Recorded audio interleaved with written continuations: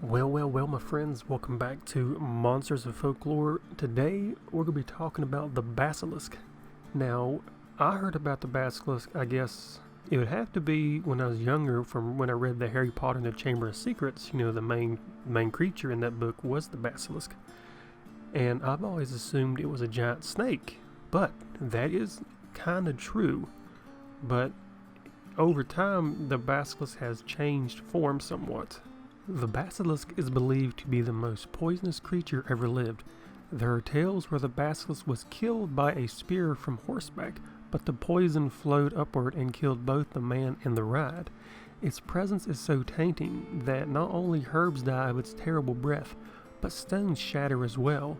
Now you gotta think that's some pretty scary stuff right there. Now the basilisk's venom is so strong that upon drinking from a well, the water remains polluted for centuries, bringing death to anyone who drinks it. Now, Basilisk Mythology describes this king of serpents as a reptilian creature with sometimes rooster-like qualities who is famous for its ability to kill with a single glance. Like its bird-lizard cousin, the cockatrice, basilisks are said to be born from a union of serpents and roosters.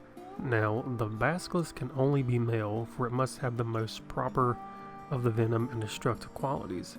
It is said also that it's a pretty evil creature, that if it cannot petrify animals, it'll turn to the plants, and pretty much wherever it goes, the plants will die and wither away.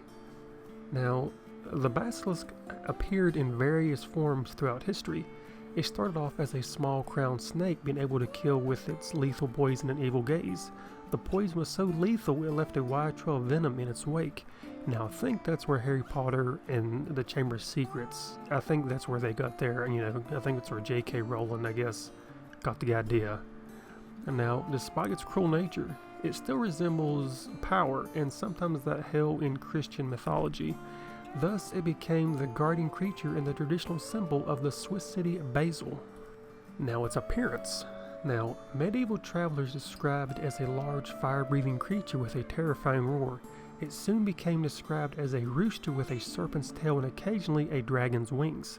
Now, this shows similarities with the cockatrice, but there is one difference. The basilisk is said to be a hatch from the egg of a rooster. Now, what people might not know entirely is a rooster cannot lay eggs, so this is very interesting.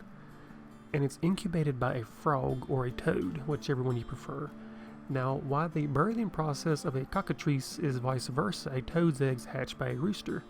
Another description of the basilisk is of a lizard with a rooster's head, the tail of a serpent, and 8 chicken legs. Now, based off of this, many modern depictions of a basilisk as a large 6 or 8-legged lizard armed with a petrifying gaze, somewhat like Medusa if you think about it. Now, the tales about the basilisk being petrified by its own appearance in a mirror do exist, but it can be slayed by other methods. It is also vulnerable to the cockcrow of a rooster. This believed led to travelers carrying roosters for self-protection.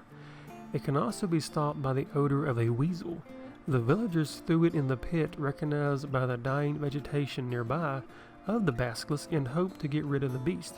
The weasel itself usually kills the basilisk on its own as well by urinating on the monster, but this almost always leads to the death of the mammal. And you gotta think about it, something as big as the basilisk, even if if you want to see it as the snake or this creature that has legs, just imagine how small a weasel is compared to a gigantic snake monster. As always, like the video, comment your opinion as always, subscribe, hit the bell, and I'll see you later.